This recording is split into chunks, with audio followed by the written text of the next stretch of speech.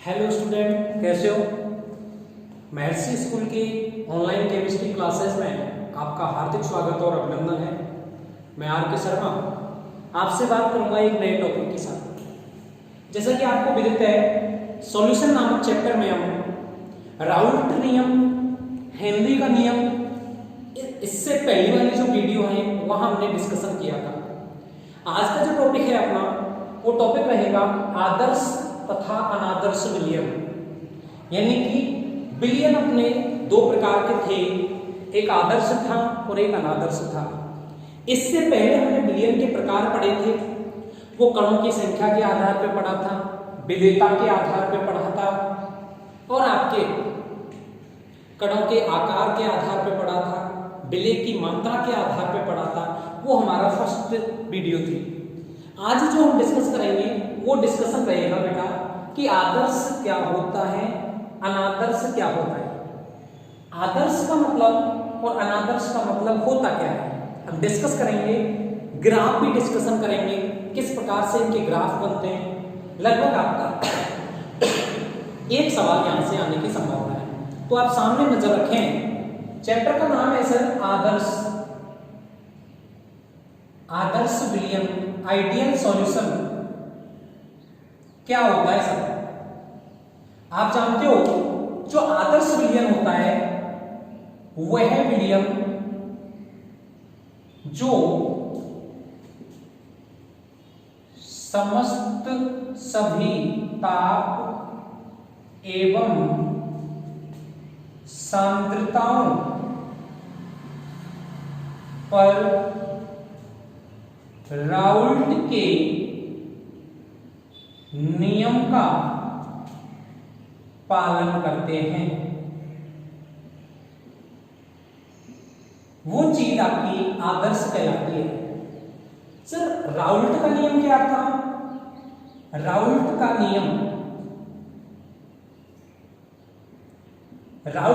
नियम था कि किसी गैस का जो आंशिक दाब होता है वो उसके जो आपका आंशिक दाब होता है वो आपके मोल अंश के क्या होता है, समानुपाती।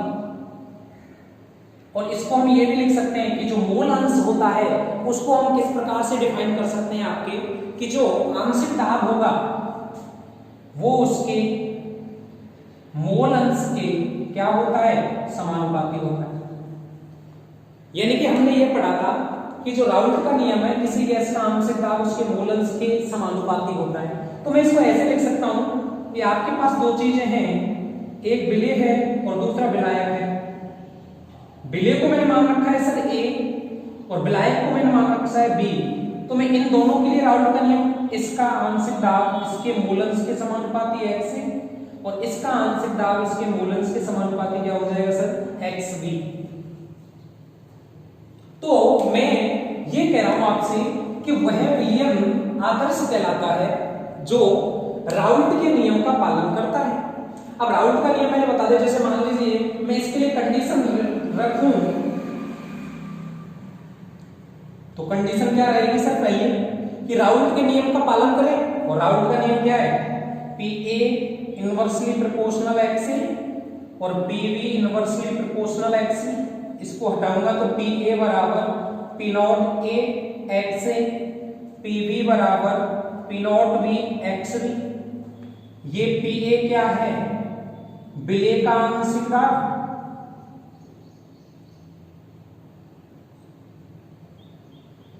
ठीक है। एक्स ए क्या है, विलायक का, ये विलेय के मोल।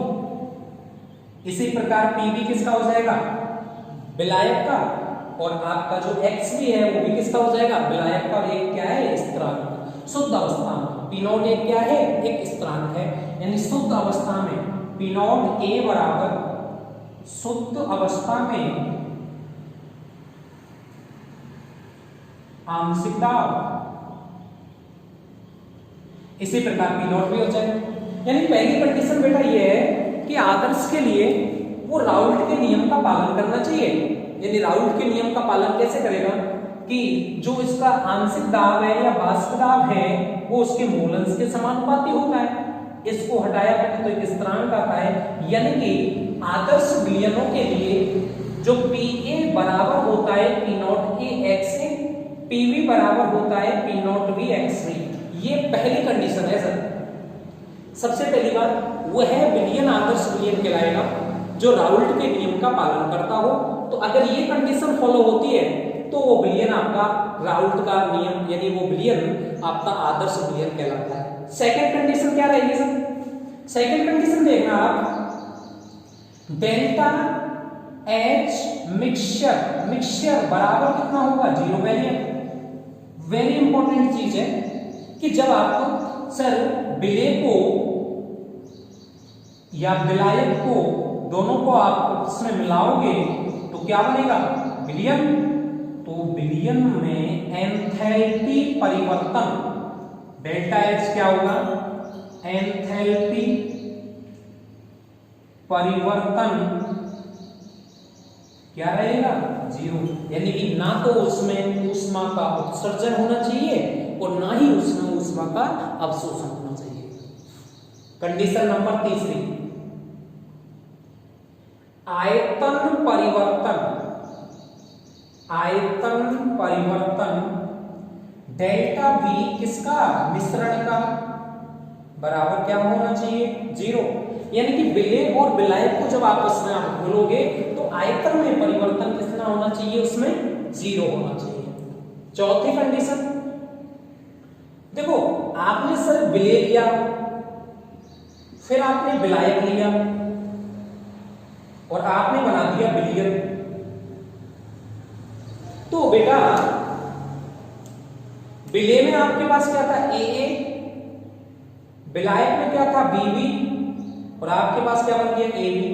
तो AA और BB के मध्य अंतर आणविक अन्योन्य क्रियाएं बराबर होनी चाहिए AB के मध्य होने वाली अंतर आणविक क्रियाओं की। यानी कि ये नहीं है कि इसमें अंतर आणविक क्रियाएं ज्यादा है और इसमें अंतर आणविक क्रियाएं कम है। तो पहली कंडीशन आपके पास कि राउल्ट का नियम आंशिक दाब जो होता है मोलन्स के समानुपाती होता है। तो पहली कंडीशन ये है कि वो विलयन राउल्ट के नियम का पालन करना चाहिए सर। अगर वो राउल्ट के नियम का पालन करता है तो वो एक आदर्श विलयन होता है। अगर उसमें एंथैल्पी परिवर्तन 0 है तो एंथैल्पी परिवर्तन यदि 0 है तो वो कंडीशन किसकी? आदर्श की। आयतन परिवर्तन भी यदि 0 है तो भी आदर्श है। और विलेय AA विलायक VB के मध्य होने वाली अंतर आणविक आकर्षण क्रियाएं बराबर होनी चाहिए AB के मध्य होने वाली अंतर आणविक क्रियाओं के। तो ये जो चीज है वो चीज आदर्श के लिए डिफाइन होती है।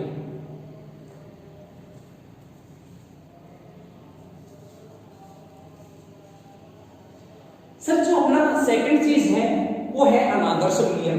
तो आदर्श हो गया तो आप हेडिंग डालेंगे अनादर्श विलयन।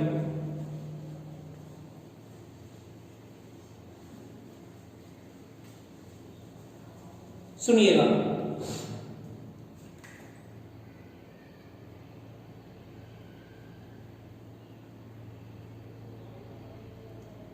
अनादर्श का मतलब बेटा होता है कि वो जो हमने ये कंडीशन पढ़ी थी इन कंडीशनों को फॉलो नहीं करेगा। सर इन कंडीशनों को फॉलो नहीं करेगा तो वो चीज अनादर्श होगी। सामने आ जाओ। पहली कंडीशन क्या है कि जो सॉल्यूशन होगा आपका वो राउल्ट के नियम का पालन नहीं करेगा। नहीं करेगा तो क्या होगा? राउल्ट का नियम होता है बेटा PA बराबर P not A x A, दूसरा PB बराबर P not B x B। तो यानी कि राउल्ट के नियम का पालन नहीं करेगा तो ये क्या कंडीशन हो जाएगी? Not equal. सेकंड, आयतन परिवर्तन। आयतन परिवर्तन यानी कि डेल्टा V मिक्सचर यानी कि मिश्रण का कितना होगा? 0 नहीं होगा, नॉट इक्वल 0 होगा। यानी उसमें आयतन में भी परिवर्तन होगा और अगर आयतन में परिवर्तन होता है तो सर वो अनादर्श विलयन कहलाता है। तीसरी चीज, एंथैल्पी परिवर्तन डेल्टा एच मिश्रण बराबर नॉट इक्वल 0। ठीक है, और चौथी, एक तो विलेय विलेय और एक विलायक विलायक, ये अंतर आणविक आकर्षण क्रियाएं आपस में भी बराबर नहीं होती। अगर ये चार चीज हैं तो वो विलयन अनादर्श विलयन कहलाता है। पहली बार राउल्ट के नियम का पालन नहीं करेगा, आयतन परिवर्तन नॉट इक्वल 0 होगा, एंथैल्पी परिवर्तन नॉट इक्वल 0 होगा, और आपका इधर जो ए और बी के मध्य जो अंतर आणविक आकर्षण क्रिया है वो भी आपस में बराबर नहीं होती।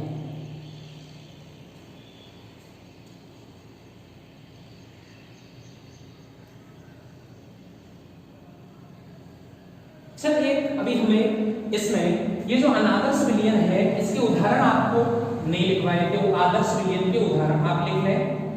आदर्श विलयन कौन कौन से होते हैं, तो आप पहला उदाहरण याद रखेंगे, n hexane plus n heptane. दूसरा क्लोरोबेंजीन प्लस ब्रोमोबेंजीन, ये आदर्श विलयन के उदाहरण हैं। ठीक है सर, एक क्लोरोबेंजीन होता है, दूसरा ब्रोमोबेंजीन होता है। एक आप तीसरा याद रखें CCl4 प्लस SiCl4। एक आप चौथा याद रखें ethyl bromide plus ethyl chloride. ठीक है सर, और पांचवा याद रखें आप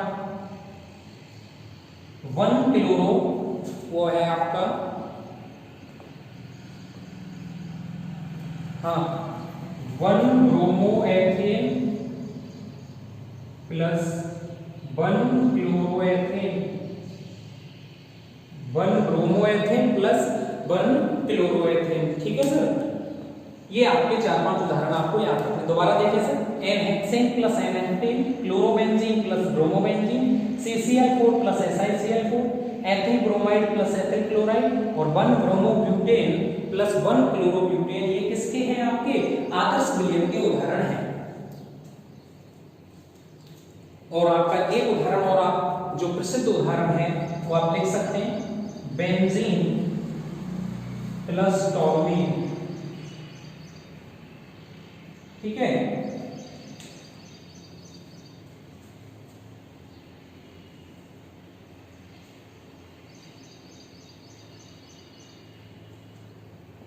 ये आपके आदर्श हैं। आदर्श में क्या होता है कंडीशन, डेल्टा V 0 होता है, डेल्टा H भी 0 होता है, विलेय विलेय और विलायक विलायक के मध्य होने वाली अंतर आणविक क्रियाएं आपस में बराबर होती हैं सर। ठीक है, वो चीज आदर्श। अनादर्श में ये कंडीशन होती है।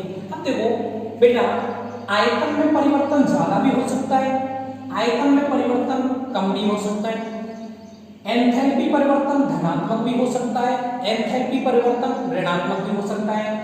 ये हो सकता है ज्यादा, इधर ये हो सकता है ज्यादा। यानी कि जो अनादर्श विलयन होते हैं सर, वो आपके आगे 2 प्रकारों में विभाजित हैं। 2 प्रकार कौन कौन से हैं सर? अनादर्श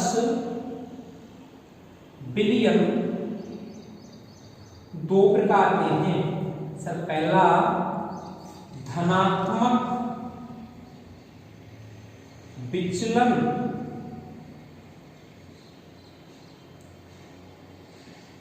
प्रदर्शित करने वाले अनादर्श विलयन। फर्स्ट तो ये होता है सर। सेकंड होता है ऋणात्मक विचलन प्रदर्शित करने वाले अनादर्श विलयन। ठीक है सर, यानी कि धनात्मक में और ऋणात्मक में इनका ग्राफ भी पढ़ेंगे, इसके एग्जाम्पल अलग पढ़ेंगे और इसके एग्जाम्पल अलग पढ़ेंगे। यानी कि अनादर्श विलयन की कंडीशन ये होती है सर। ठीक है, अब हम पहला हेडिंग डाल के लिखिएगा, धनात्मक विचलन प्रदर्शित करने वाले अनादर्श विलियन। तो लिखें आप,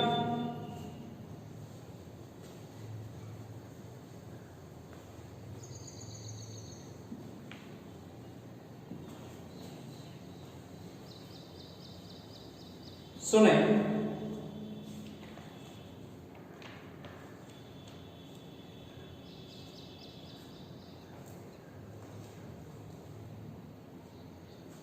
हेडिंग डालें आप, धनात्मक विचलन प्रदर्शित करने वाले अनादर्श विलियन।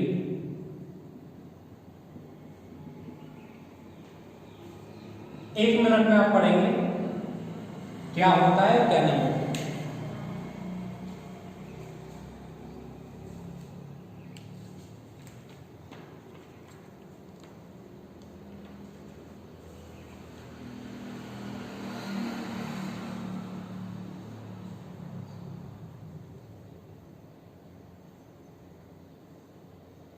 हाँ जी, सुनिएगा,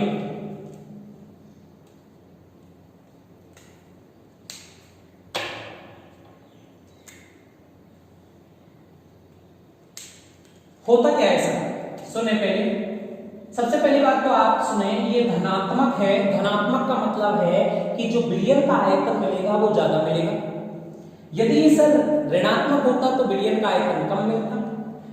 धनात्मक है तो डेल्टा एच का मान धनात्मक आएगा, और डेल्टा एच का मान यदि धनात्मक आ जाए तो आप जानते हो वो ऊष्माक्षेपी प्रक्रम होता है, ऊष्माशोषी प्रक्रम होता है। सुने, देखो आप जानते हो बेटा कि राउल्ट का नियम क्या होता है।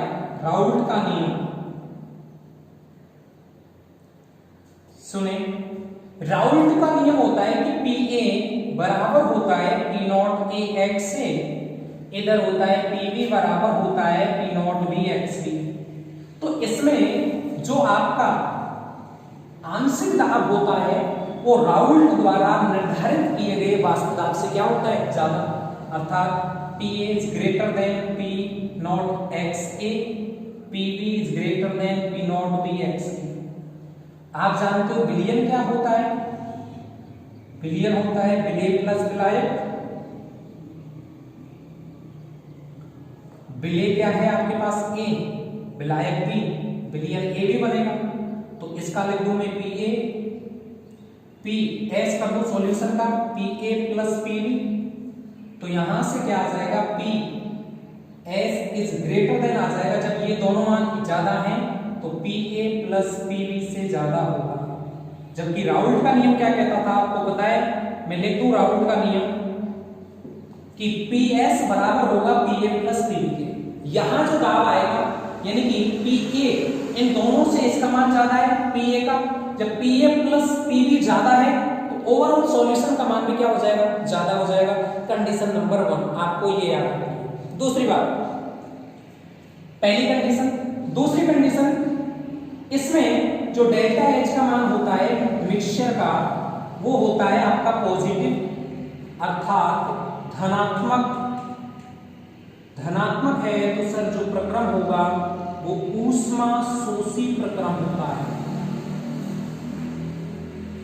तीसरी बात,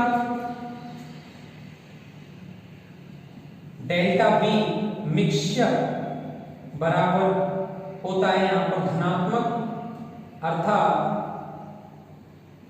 विलियन का आयतन उच्च होता है। ठीक है। चौथी कंडीशन, यहां होता है AA, यहां होता है BB, और आपके पास आपको बनाया जाएगा AB। तो अंतर आणविक आकर्षण क्रियाएं ज्यादा किसकी होती हैं, आपकी AA और BB अंतर आणविक आकर्षण क्रियाएं ज्यादा होती हैं बजाय किसके, AB अंतर आणविक आकर्षण क्रिया होती है। क्यों कि यहां से यदि मैं देखो इसमें अंतर आणविक आकर्षण बल कम, आकर्षण बल कम, तो यहाँ पे वाष्प दाब क्या होगा इसका ज्यादा, और वाष्प दाब ज्यादा होगा तो क्वथनांक क्या होगा, कम। इसीलिए आगे हम पढ़ेंगे जो धनात्मक विचलन प्रदर्शित करने वाले बिलियन जो होते हैं वो आपके निम्न क्वथनांकी या न्यूनतम क्वथनांकी तथा अधिकतम वाष्पदाबी वाले बिलियन होते हैं। पहली कंडीशन कि राउल्ट द्वारा निर्धारित किए गए वाष्पदाब से ज्यादा होता है, डेल्टा एच का मान धनात्मक प्राप्त होता है और यहाँ भी डेल्टा बी का मान धनात्मक, और इनमें अंतर आणविक आकर्षण क्रियाएं जो ज्यादा होती हैं वो आपके विलय विलायक में ज्यादा होती हैं बिलियन की तुलना में। समझ में आया आपके? दूसरा आपने पढ़ा है सर, राउल्ट कहता था कि Pa बराबर P naught A x A और Pb बराबर होगा P naught A x B के। इसी प्रकार डेल्टा एच धनात्मक, इसका मतलब जो प्रक्रम होगा वो आपका कौन सा होगा? ऊष्मा शोषी प्रक्रम कहलाता है। और इधर आपका जो विलयन का आयतन होगा वो कहाँ होगा? आपका उच्च होगा। आप उदाहरण याद रख सकते हैं इसके एग्जाम्पल, वो आपको याद भी रखें। मेथेनॉल में आप जल मिलाएं, पहला। दूसरा, एथेनॉल में जल मिला दें, ठीक है। मेथेनॉल में जल मिला दो आप, एक एथेनॉल में जल मिला सकते हो आप, एक आप मिला सकते हो ethanol acetone, ethanol plus acetone, और एक मिला सकते हो सर आप कार्बन डाइसल्फाइड प्लस एसीटोन। तो इसके चार उदाहरण ही आप याद रखें, मेथेनॉल में जल मिला दें, एथेनॉल में जल मिला दें, ठीक है, और आप एथेनॉल में एसीटोन मिला दें। एक होता है मेथेनॉल, एक और आप लिख सकते हो यहां से मेथेनॉल प्लस CCl4, ठीक है सर। तो कंडीशन कोई ज्यादा बड़ी बात नहीं है, आप आराम से देखें इसको। धनात्मक का मतलब यहां पे भी धनात्मक, यहां पे भी धनात्मक, तो विलयन का आयतन उच्च होता है, प्रक्रम ऊष्मा शोषी होता है, आकर्षण क्रियाएं इधर ज्यादा होती हैं इधर की तुलना में, और इधर भी वाष्पदाब क्या होता है? ज्यादा होता है। किसका? विलयन का। और विलयन का ही वाष्पदाब ज्यादा है तो आकर्षण बल कम है, आकर्षण बल कम है तो इनका क्वथनांक सर कम हो जाएगा। तभी तो मैं कह रहा हूं इनका क्वथनांक कम होता है, इसलिए न्यूनतम क्वथनांकी, और आगे जाके इनका वाष्पदाब ज्यादा होता है तो इनको अधिकतम वाष्पदाबी के नाम से जानते हैं। सर आराम से इसका ग्राफ देखेंगे हम, तो ग्राफ क्या होता है सुनिएगा।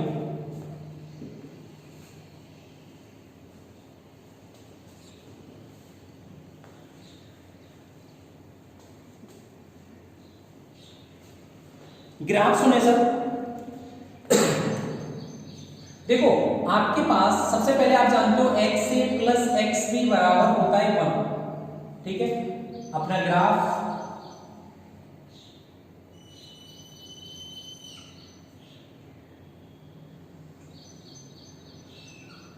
इधर आपको लेना है वाष्पदाब, ठीक है, और इधर लेना है आपके पास मोलन्स। यहां पे XA का मान 1 रखोगे और XB का मान 0, इधर बढ़ते जाओगे तो मोलन्स XA 0 हो जाएगा, XB का मान कितना हो जाएगा? 1। आपने क्या कंडीशन पढ़ी है कि PS is greater then Pa plus Pb, Pa is greater then P not A XA, Pb is greater then P not B XB। यही तो पढ़ा है अभी तक आपने।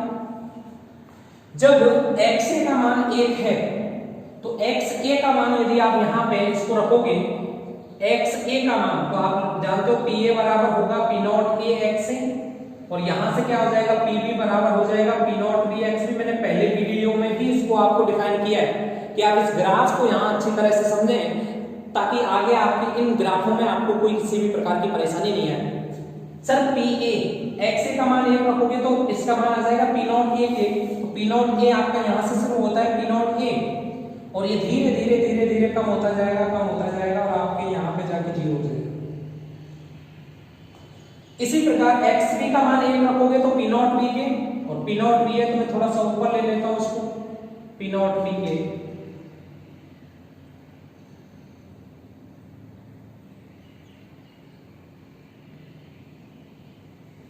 ठीक है सर। इसमें आपको क्या ले लिया? ये P नॉट B, और इसको आपने मिला दिया, तो ये वाली जो लाइन है PA, तो इसमें लिख सकता हूं मैं PA बराबर P नॉट A XA, इसमें मैं लिख सकता हूं पीबी बराबर P naught B x B, और इसमें लिख सकता हूं मैं पीएस बराबर P A plus P B. ये तो एक आदर्श कंडीशन के लिए ग्राफ बनाया है, लेकिन अपना जो ग्राफ है वो धनात्मक के लिए है, यानी धनात्मक विचलन आएगा, और धनात्मक विचलन आएगा तो किस प्रकार से आएगा सुनना, इसका मान धनात्मक प्राप्त होगा कि नहीं होगा, और धनात्मक यदि सर प्राप्त होगा ना तो लाइन कहां जाएगी, ऊपर जाएगी, यानी कि इस प्रकार से ग्राफ बनेगा।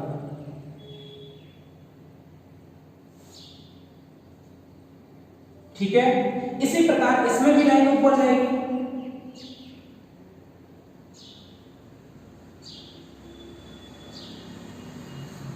जब इन दोनों में लाइन ऊपर जा रही है तो यहां पे भी लाइन कहां जाएगी, ऊपर जाएगी। इसका मतलब मैं लिख सकता हूं sir PS is greater then PA plus PB। यहां क्या लिखूंगा, PA is greater then P not AX।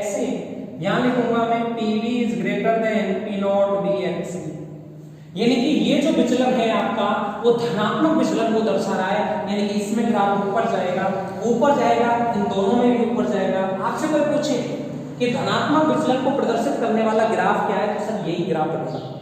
आराम से आप बना दें। सबसे पहली बात, आप पीछे लास्ट वीडियो है उनको पूरा देखें, देखने के बाद वहां मैंने ग्राफ को बड़े अच्छे ढंग से समझाया हुआ है, तब इस ग्राफ में कोई दिक्कत आपको नहीं आएगी। ठीक है सर, तो ये आपका धनात्मक विचलन प्रदर्शित करने वाला हो गया। सेकंड हेडिंग डालें आप, ऋणात्मक विचलन प्रदर्शित करने वाले, ऋणात्मक विचलन प्रदर्शित करने वाले अनादर्श विलयन, ऋणात्मक विचलन प्रदर्शित करने वाले अनादर्श विलयन।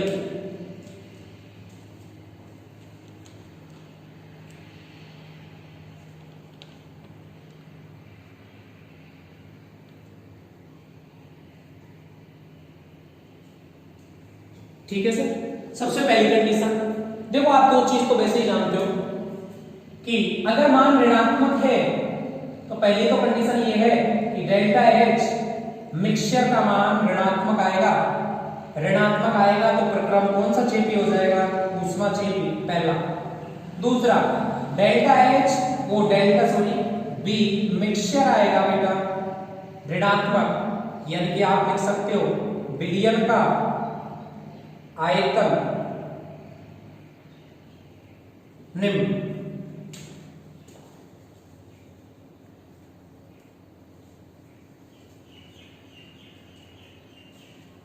विलयन का आयतन क्या आ जाएगा सर, निम्न। लेकिन आपने पढ़ाया सर राउट का नियम। राउट नियम कहता है कोई PA बराबर होता है P नॉट AX और PB बराबर हो जाए P नॉट BX। ठीक है ना, तो देखो ये कहता है कि जो ये आपके पास विलेय है, ये आपके पास विलायक है, इनका आंशिक दाब कम होता है तो होता क्या है कंडीशन P, ये कंडीशन होती है, और इधर भी क्या कंडीशन होती है, ये वाली कंडीशन होती है। जब इन दोनों के मान कम होते हैं तो विलयन क्या होता है, PS बराबर होता है विलेय प्लस विलायक, तो इस कंडीशन क्या होती है, less than PA plus PB। यानी कि मान कैसा होता है, ऋणात्मक प्राप्त होता है। यानी कि यहां सर जो ये विलेय और विलायक हैं उनके वाष्प दाब ज्यादा होते हैं किसकी तुलना में, विलयन की तुलना में। ठीक है ना, और अंतर आणविक आकर्षण क्रियाएं देख ले आप। चौथा, A ने क्रिया की BB से बना लिया AB, यहां अंतर आणविक आकर्षण क्रियाएं ज्यादा होती हैं। अब सुनना सर, जब अंतर आणविक आकर्षण यानी कि अट्रैक्शन फोर्स ज्यादा तो वाष्प दाब वेरी गुड कम, वाष्प दाब कम तो क्वथनांक ज्यादा, और क्वथनांक ज्यादा तो इनको हम बोलते हैं अधिकतम क्वथनांकी। बोलना एक बार, अधिकतम क्वथनांकी एवं न्यूनतम वाष्प दाबी। क्या कहेंगे, इनका क्वथनांक तो ज्यादा होता है और वाष्प दाब क्या होता है सर, कम।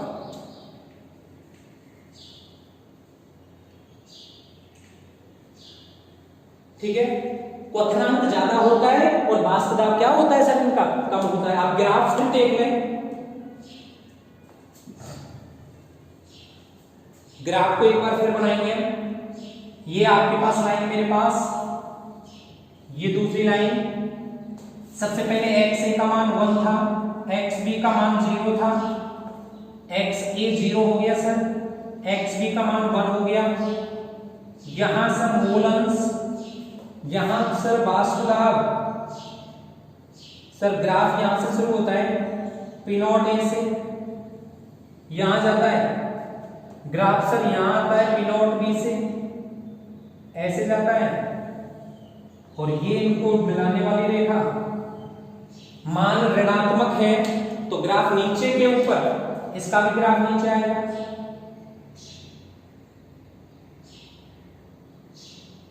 इसी प्रकार इसका भी ग्राफ आएगा।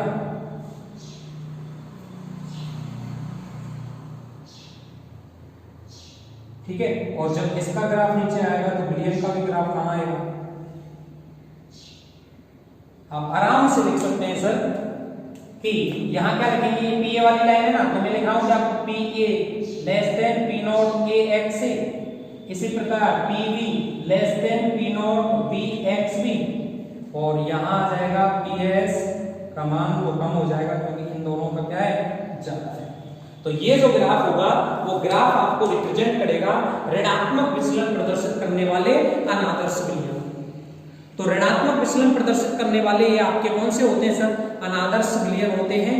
तो आप इनके उदाहरण याद रखें, जल प्लस HCl, पहला उदाहरण एग्जांपल जल प्लस HCl। सेकंड आप याद रखेंगे मेथेनॉल प्लस एसिटिक अम्ल,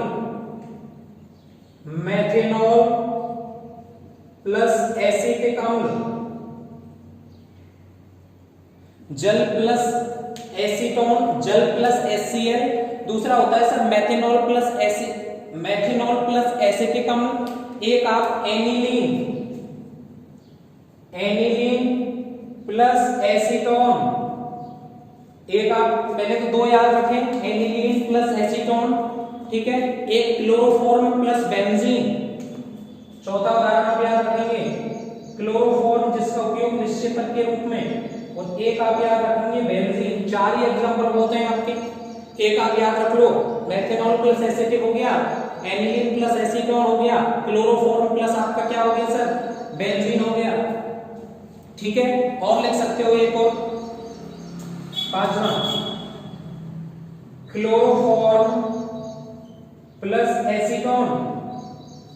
तो एक बार क्लोरोफॉर्म को बेंजीन में मिलाओ और एक बार क्लोरोफॉर्म को एसीटोन में मिलाओ, तो ये मान आपका क्या प्राप्त हो जाएगा सर, ऋणात्मक विचलन प्रदर्शित करने वाले आपके क्या हो जाएंगे सर, ये विलयन हो जाएंगे।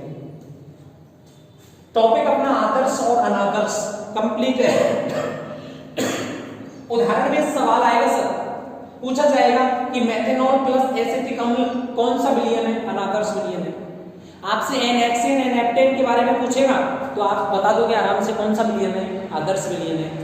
वो है विलयन जो सभी ताप और सांद्रताओं पर राउल्ट के नियम का पालन करे सर, वो आदर्श होता है। और जिसमें ये कंडीशन फॉलो नहीं होती वो चीज आपकी क्या कहलाती है सर, अनादर्श कहलाती है। बात समझ में आ गई क्या, चले आगे चले। ठीक है सर, दूसरा एक और टॉपिक आपका इसमें बचा हुआ है, वो टॉपिक आप समझ लें, क्वेश्चन भी आया है 2014 के समथिंग वहां से, स्थिर क्वाथी विलयन। स्थिर क्वाथी विलयन हेडिंग आइएगा, स्थिर क्वाथी विलयन।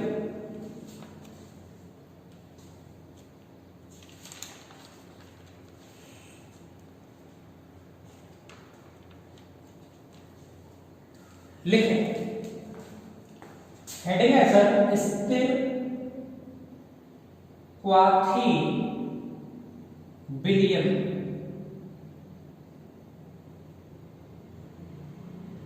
ये आपके सब 2 प्रकार के हैं। कैसे हैं? सबसे पहला मैंने आपको बता भी दिया है, न्यूनतम क्वथनांकी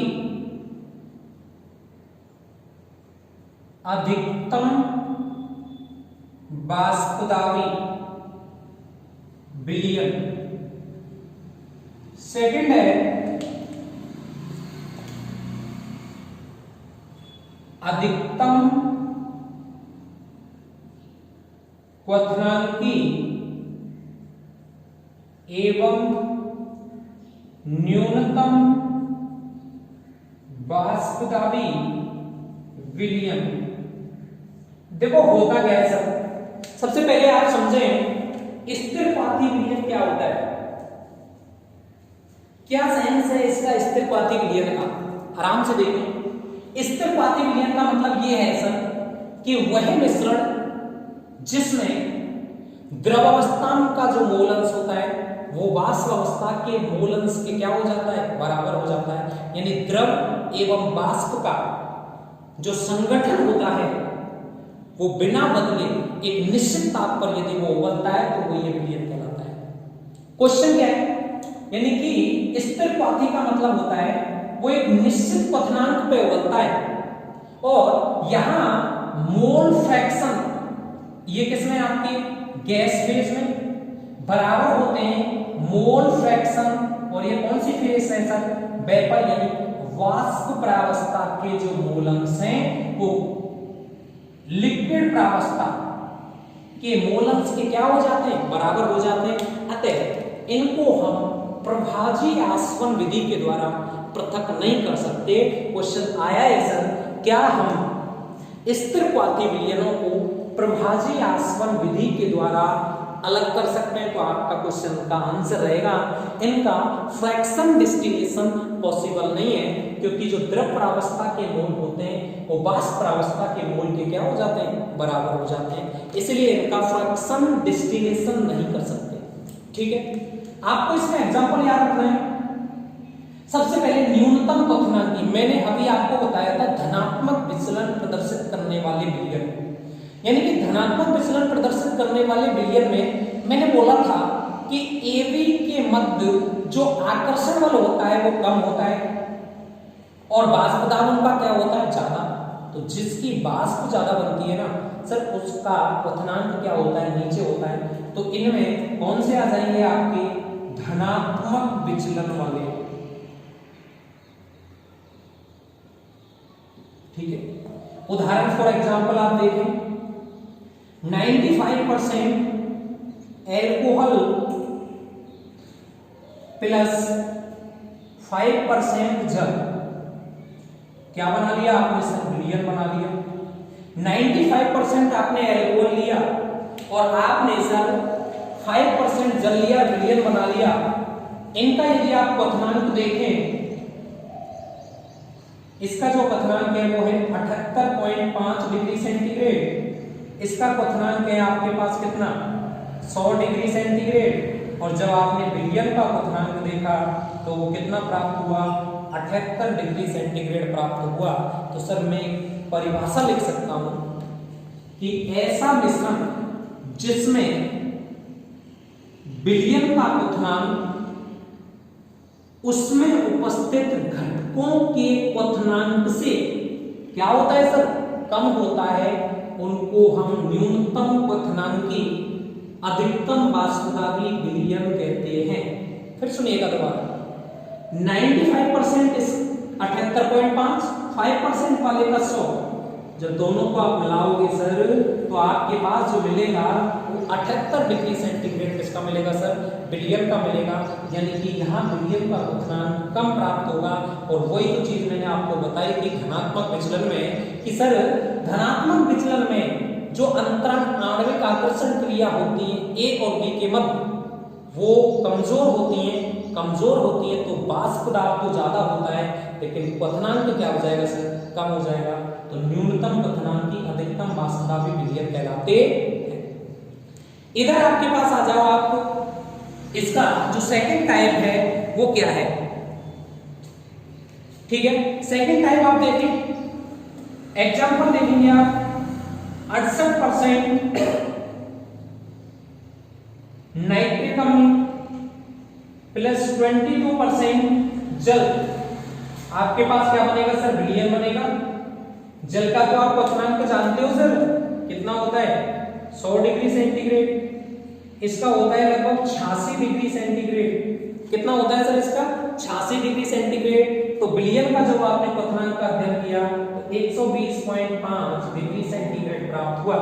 तो अब मैं परिभाषा लिख सकता हूं सर, ऐसा बिलियन जिसमें बिलियन का क्वथनांक उसमें उपस्थित घटकों के क्वथनांक से ज्यादा होता है। तो क्वथनांक यदि ज्यादा है तो वाष्प दाब उसका क्या होगा, कम। तो ऐसे बिलियनों को अधिकतम क्वथनांकी और न्यूनतम वाष्प दाबी बिलियन कहते। बात समझ में आ गई क्या सर आपके? दोनों ही चीज है। लगभग आपका 2014 के समथिंग यहां से क्वेश्चन ये आया है कि क्या हम स्थिरपाती विलयनों को फ्रैक्शन डिस्टिलेशन यानी प्रवाहकीय आसवन विधि के द्वारा अलग कर सकते हैं कि नहीं? तो उसका आपका जो आंसर रहेगा वहां आंसर ना में आएगा। क्यों?